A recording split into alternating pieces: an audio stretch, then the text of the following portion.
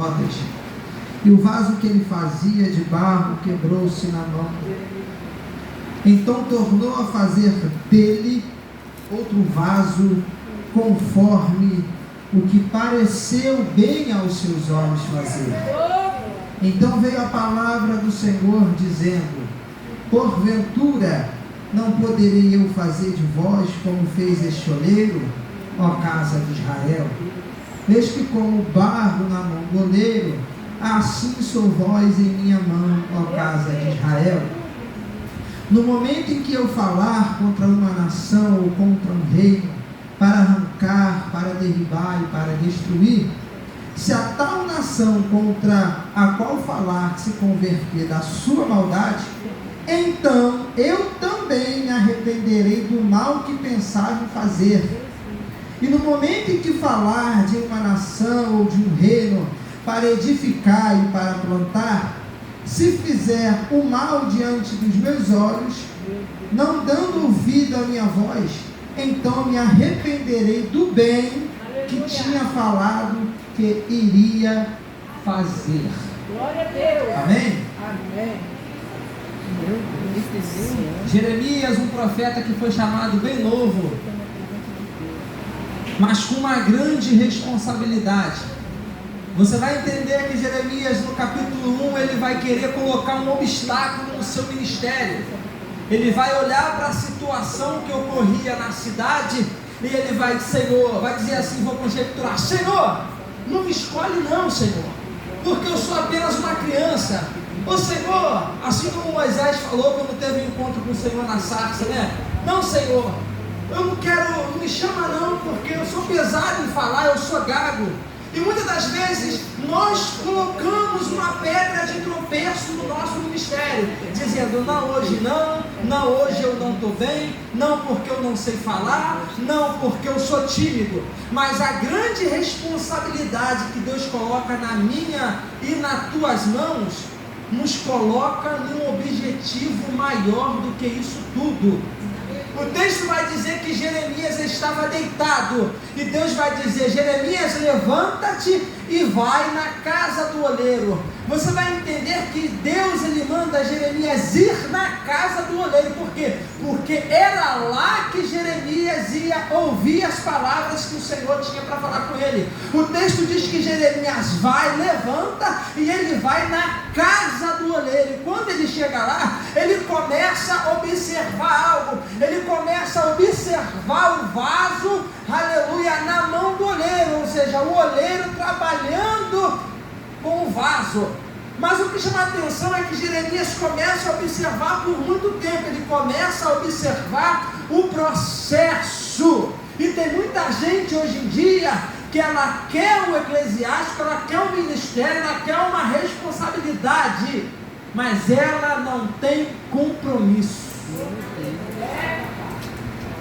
E Deus está mostrando para Jeremias que a trajetória dele não ia ser fácil. Deus está mostrando para Jeremias que por mais que ele seria novo, grande era a responsabilidade que Deus tinha na vida dele. Deus vai tirar Jeremias do seu conforto para levar ele na casa do oleiro. Você entenda que Jeremias não mora num lugar baixo, porque Deus está dizendo: levanta-te e desce à casa do oleiro. Tem pessoas que pegam esse texto dizendo que Jeremias desceu para orar, que não é errado, mas o texto está dizendo: lá eu ouvirei, tu ouvirás as minhas palavras. Você vai dizer que Jeremias, ele tem uma distância para poder ouvir a palavra do Senhor. O Senhor podia falar: Jeremias, levanta aí que eu vou te revelar tudo, que eu vou te revelar o que está acontecendo. Mas Deus fala: não, hoje não é aqui que eu vou falar com você, Jeremias, hoje vai ser lá. É por isso que Jesus chega para aquela mulher perto do poço. Ela vai dizer: Senhor, o judeu diz que eu tenho que adorar nesse monte, aleluia. Outro diz que eu tenho que adorar nesse monte. Senhor, em qual monte eu tenho que adorar? Aí o Senhor vai falar: não importa o monte, porque vai haver dias que você não vai adorar aqui, vai haver dias que você não vai adorar lá. Mas eu procuro os verdadeiros adoradores que me adoram em espírito e em verdade. Ou seja, não importa o lugar, o que importa é a tua sinceridade diante do Senhor. Por quê, diácono? Porque tem pessoas que entram até na igreja,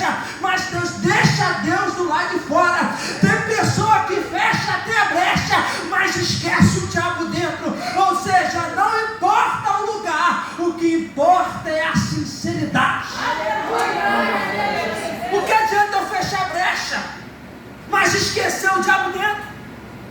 Porque adianta eu entrar na igreja, mas esquecer Deus lá de fora? O que adianta eu julgar o pecado do meu irmão e fechar os olhos esquecendo do meu pecado? Davi, ele tinha tudo, ele tinha reino, ele tinha tudo, mas ele vai dizer: se Deus não guardar a minha casa, se Deus não guardar a cidade, em vão vigia a sentinela. Davi está dizendo: eu tenho exército, eu tenho cavaleiro, eu estou protegido, mas se Deus não me guardar, em vão vigia todos os meus exércitos. Se Deus não te guardar, meu amigo, você pode botar quantas seguranças você quiser que o mal ele te alcança. Mas quando Deus te guarda,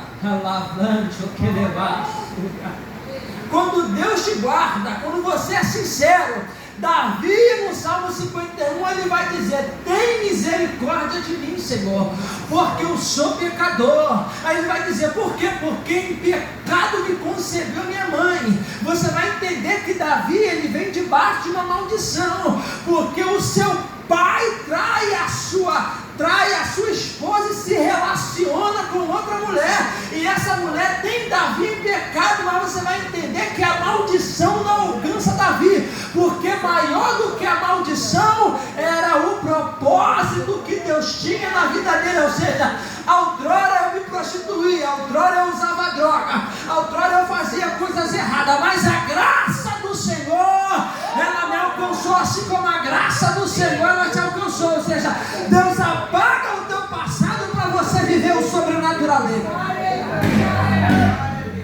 Deus ele apaga o teu passado de sofrimento. Ele apaga o seu passado de sofrimento e te faz próspero no lugar da tua vergonha. Deus está dizendo assim para Jeremias: Jeremias, tu está vendo como o oleiro está trabalhando no vaso? Até aí tudo bem, glória a Jesus.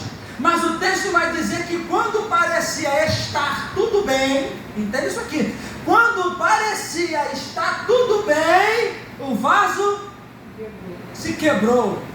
Ou na tradução mais antiga, o vaso se desmancha na mão do oleiro. Quando parecia estar tudo bem. Não é assim? Quando parece que está tudo bem, a minha vida financeira está boa, a minha saúde está estável, o meu marido ou a minha esposa está comportada, não está faltando nada na minha casa. Quando parece que está tudo bem, algo acontece. E se você não estiver na rocha? É verdade, Jesus. Eu costumo falar, uma das minhas primeiras pregações, eu falei: não adianta você estar na rocha se você deixou a rocha tá limo. Relevante, não adianta você estar na rocha se você não cuida da rocha, porque o seu ministério cuida de você. Você pode ser pastor, você pode ser pastora, você pode ser presbítero, você pode ser diácono, evangelista, missionário, obreiro, ovelha. Não importa, se você não cuidar do teu ministério, você cai e você tropeça. E te digo que para levantar é mais difícil ainda. Sabe por quê? Porque é difícil você conseguir a confiança de novo no seu líder. Não é assim? Não é? Mateus 7 vai dizer: não julgais para que não seja julgado, porque da maneira que você julga, você será julgado. Da maneira que você medir, você será medido. Porque não adianta eu querer tirar o cisco no olho do meu irmão, se o meu pecado é maior do que o dele. Lembra? Jesus, aleluia. Lembra da passagem do joio e do trigo? Mas ele vai dizer o que? Olha só, a Bíblia diz que os trabalhadores vão e no momento da sua distração o inimigo coloca o joio no meio do trigo. Você vai entender que as pessoas, os trabalhadores, conheciam o seu ambiente de trabalho e conheciam o que estava plantando. Que eles vão observar e dizer: calma aí, essa planta aqui está diferente. Ela é verde, ela está amarela, estou conjecturando. Mas o texto está dizendo que, aleluia, quando eles tentam tirar, o mais experiente vai dizer: não tira, porque você vai tirar também o trigo. Ou seja, deixa crescer junto. Mas por que Jesus está trazendo essa parábola? Porque Jesus também tinha um joio no meio do trigo. Porque ele tinha 12 discípulos, 11 trigo e um joio. Oh Deus, é verdade. Mas Jesus já sabia que Judas era joio. Jesus podia falar, não, você não, Judas, eu vou colocar outro. Mas Jesus está dizendo o quê? Deixa crescer junto, eu vou ensinar igual, vai falar igual a mim, vai andar igual a mim, mas no final da trajetória não vou precisar separar, porque a própria mente vai o condenar.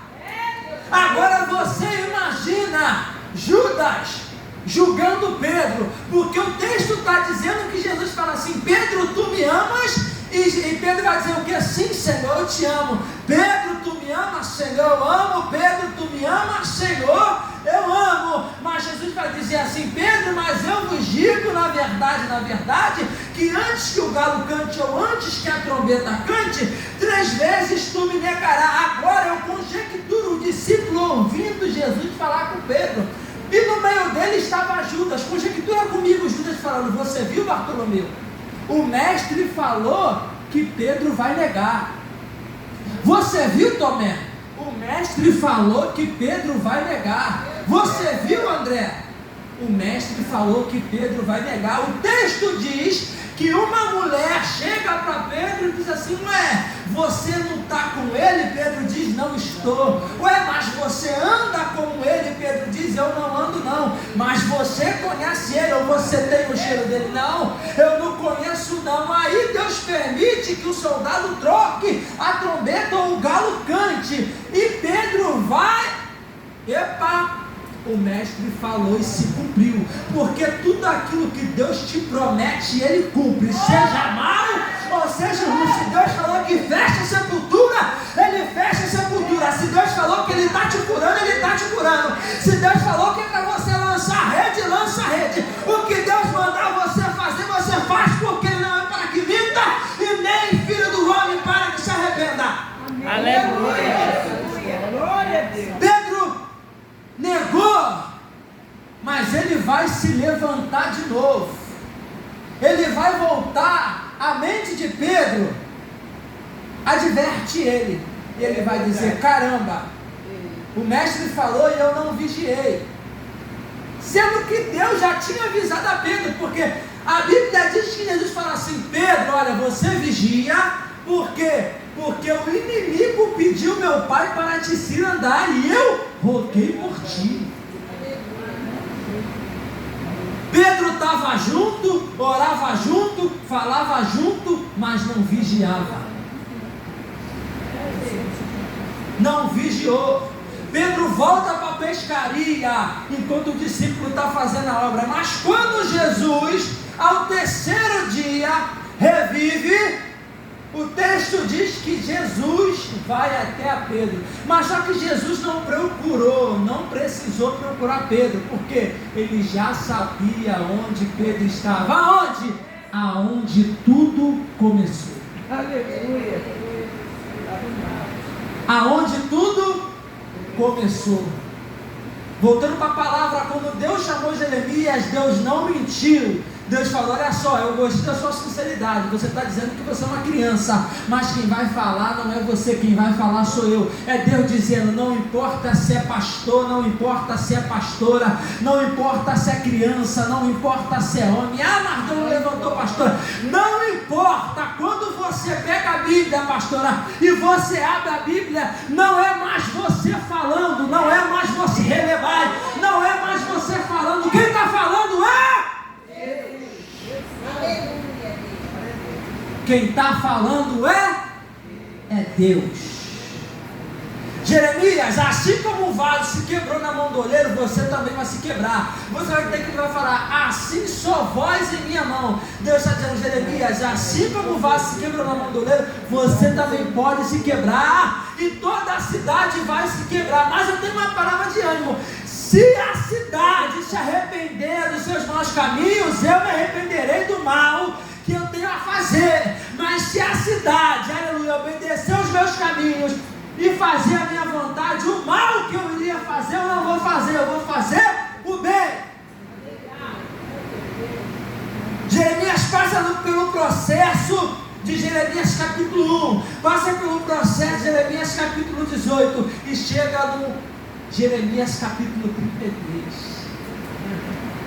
Quando ele está pensando que está tudo bem, aí Deus fala assim, vai lá e fala para o rei Zedequias, o que eu vou fazer. Ele chega perto do rei e fala, Zedequias, Deus manda dizer que vai fazer isso, isso, isso. Zedequias fala, não, vou mandar te prender. E prende Jeremias no pátio da guarda, exposto, para todo mundo ver o que ele tinha poder para fazer.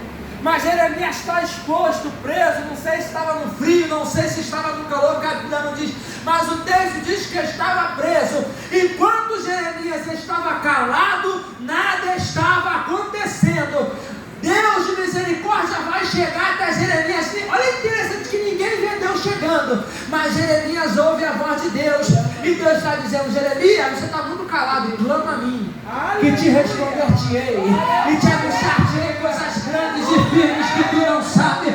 Não adianta, se você está calado, Deus não vai te revelar nada. Se você está prostrado, Deus não vai te revelar nada. A misericórdia de Deus vai até você, vai, porque Ele prova de prova. O texto vai dizer que Elias foge para o deserto com medo de Jezabel, e aleluia, vai descansar no pé de zimbro. O anjo desce da comida, o anjo desce da pão, e quando o anjo pensa que Jeremias vai se levantar para caminhar, Jeremias se esconde numa caverna. A Bíblia diz que vem terremoto, vem fogo, que vem tudo, mas Deus não está no terremoto, Deus não está no barulho, Deus não está no fogo, mas uma voz, aleluia, entra dentro da caverna, uma voz suave, e a voz diz, aleluia, Elias, o que tu fazes aí? É Deus dizendo, sai da caverna, toma uma posição e faz a obra que eu estou mandando você fazer.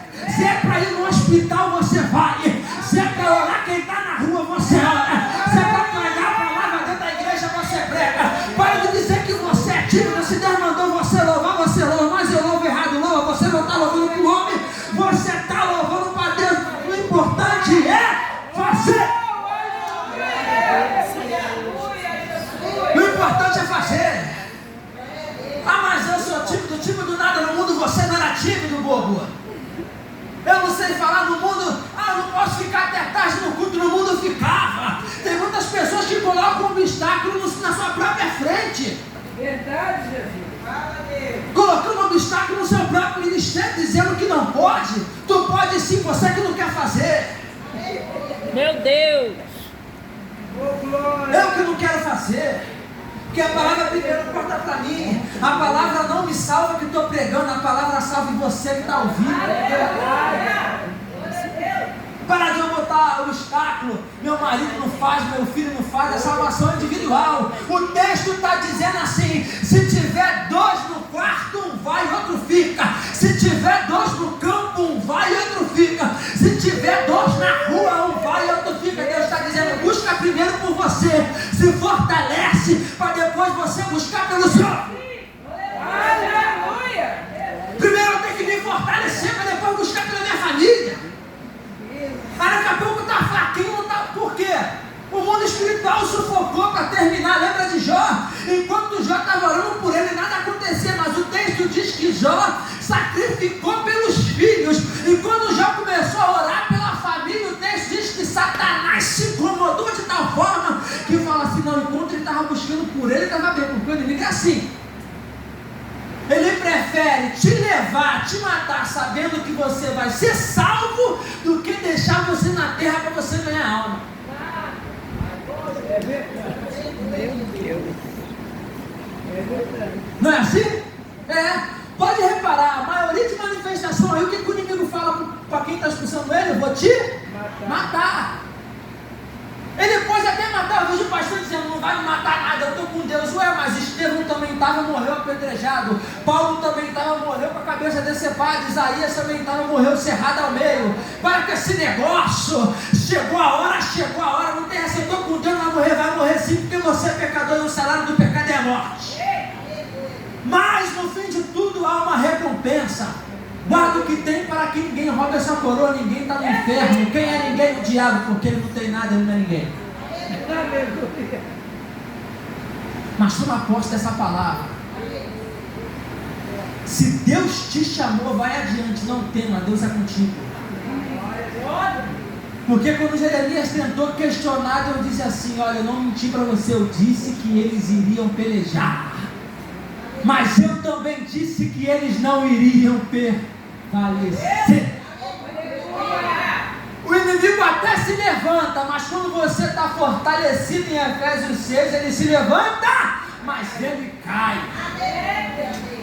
Bem-aventurado aquele que busca de joelho, bem-aventurado aquele que busca na oração, bem-aventurado aquele que busca no jejum, bem-aventurado aquele que busca de todo o coração, porque receberá com recompensa a coroa da vida. Seja um vaso sensível à mandoleira. Esse negócio de eu sou vaso que não vou me quebrar, Deus não quer você não, Deus quer vaso que quebre sim, porque cada vez que você quebra, Ele mostra que você não é nada. Cada vez que você quebra, Ele te mostra que não vivo mais eu, mas Cristo vive em mim. Eu falo, Senhor, que não viva mais eu. Se o Senhor não vá, não permita que eu vá, Senhor. Se o Senhor não fizer, não permita que eu faça. Quando você estende a tua mão para interceder, a mão de Deus está na frente.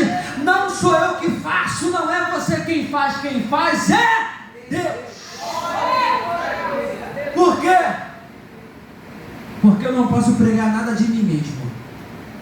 Eu tenho que pregar aquilo que Deus manda, eu tenho que fazer aquilo que Deus manda eu fazer. Foi falado aqui, através da diaconisa, quando João e Pedro acabaram de receber dentro da casa algo da parte do Senhor que desceu do céu, que ninguém explica o que é até hoje, qual língua era, o que aconteceu. Por quê? Porque o que acontece dentro da casa tem que ficar dentro da casa. O que é falado na reunião da igreja, não sei porque Deus está levando, é para ficar dentro da igreja. O que acontece na reunião de ministério é para ficar na reunião de ministério. Porque o que é falado dentro das reuniões, o povo lá de fora está sabendo. Isso é para ficar dentro da igreja, isso é para ficar dentro da casa. O que acontece dentro da casa é para ficar dentro da casa. A única coisa que ele levou foi aquilo que ele recebeu, a unção. Não tenho ouro nem prata, mas o que tenho eu te dou. Levantar em nome de Jesus. Quem recebe essa palavra?